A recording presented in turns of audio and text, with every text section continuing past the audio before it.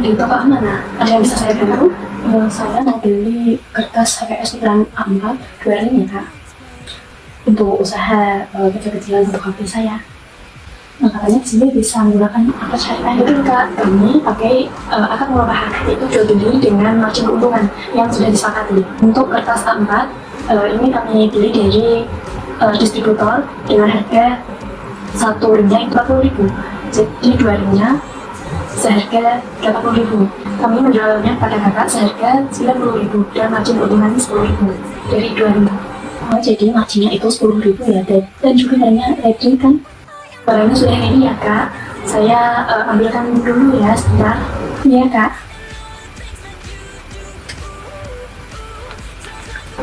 Ini ya kak, bisa dicek dulu untuk barangnya. Baik kak, ini aja.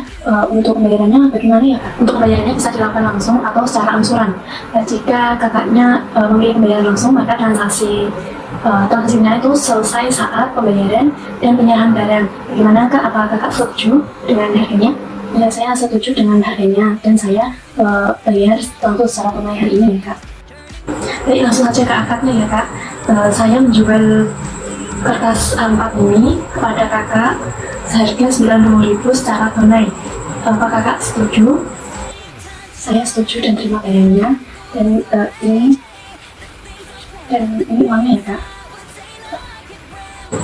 Ini barangnya dan ini nota pembeliannya ya kak.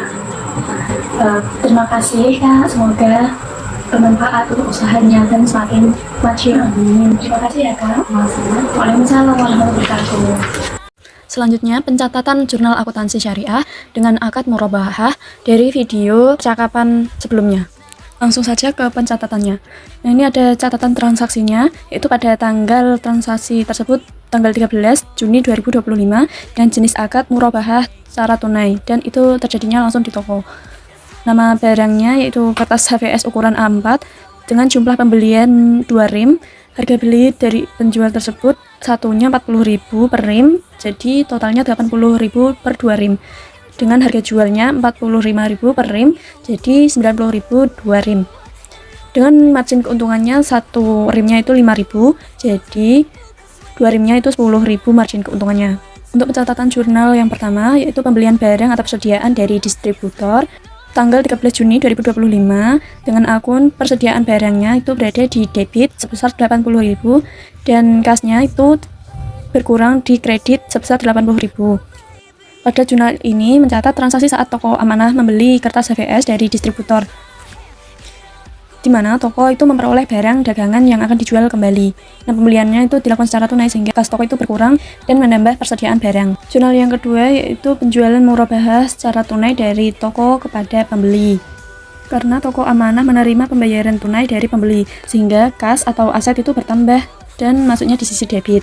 Penjualan murabahah, toko amanah itu mengakui adanya pendapatan dari penjualan barang secara murabahah. Jadi pencatatannya itu penjualan murabahah bertambah di sisi kredit sebesar 90.000. Transaksi dengan akad murabahah sudah disepakati saat pembeli menyetujui dengan harga 90.000 dan mengetahui harga pokok atau harga beli plus marginnya. Dan di sini terjadi transparansi dan kesepakatan antara kedua belah pihak yang merupakan syarat sah akad murabahah dalam transaksi syariah. Jurnal yang ketiga yaitu pengakuan harga pokok penjualan atau HPP murabahah tanggal 13 Juni 2025. Pencatatannya yaitu harga pokok penjualan dari toko amanah masuk ke debit sebesar 80.000 dan persediaan barang masuk ke kredit sebesar 80.000. Nah, jurnal ini mencatat biaya perolehan barang yang telah dijual. Hal ini untuk mengetahui berapa biaya asli barang tersebut agar bisa menghitung keuntungan yang sebenarnya. Harga pokok penjualan toko amanah itu masuk di debit karena beban pokok penjualan dari barang yang telah laku, terus beban bertambahnya itu masuknya di sisi debit. Sedangkan persediaan barang itu berkurang karena kertas HVS-nya tadi sudah terjual dan keluar dari gudang toko tersebut. Jadi aset masuknya ke aset dan di sisi kredit. Untuk jurnal yang keempat yaitu pengakuan laba murabahah dari penjual dan pembeli. Jurnal keempat ini merupakan proses untuk menghitung dan mengakui laba atau keuntungan yang diperoleh dari transaksi murabahah tersebut. Dan ini antara selisih harga jual murabahah dengan harga pokok barang. Pencatatannya tanggal 13 Juni 2025, pendapatan murabahahnya berada di debit sebesar 90.000 dan harga pokok penjualannya 80.000. Nah, karena untuk mencari labanya itu pendapatan dikurangi dengan harga pokok. Jadi selisihnya itu 10.000. Jadi pencatatan laba murabahahnya sebesar 10.000 di kredit.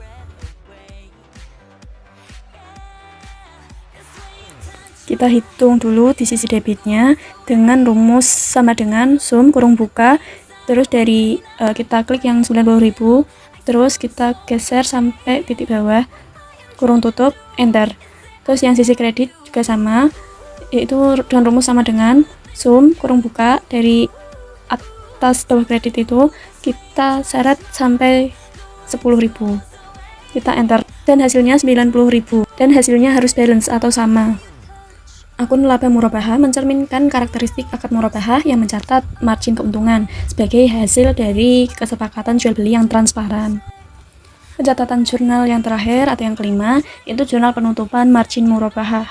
Tanggal 13 Juni 2025, pendapatan margin murabahahnya sebesar 10.000 di sisi debit dan laba murabahahnya sebesar 10.000 juga di sisi kredit.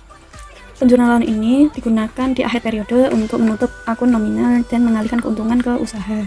Dari pencatatan jurnal yang pertama hingga terakhir, itu sudah mencerminkan toko tersebut sudah sesuai dengan penerapan akad murabahah, yaitu transaksi jual belinya memberitahu kepada pembeli bagaimana mendapatkan barang tersebut, berapa nominalnya atau harga modalnya pemilik toko tersebut, terus dan memberitahu margin keuntungannya secara transparan yang sudah disepakati bersama antara penjual dan pembeli. Sekian penjurnalan akuntansi syariah dengan akad murabahah. Mohon maaf apabila ada kesalahan dalam pembuatan akun tersebut atau penjurnalan tersebut. Mohon maaf dan terima kasih sudah mengikuti proses perhitungannya. Wassalamualaikum warahmatullahi wabarakatuh.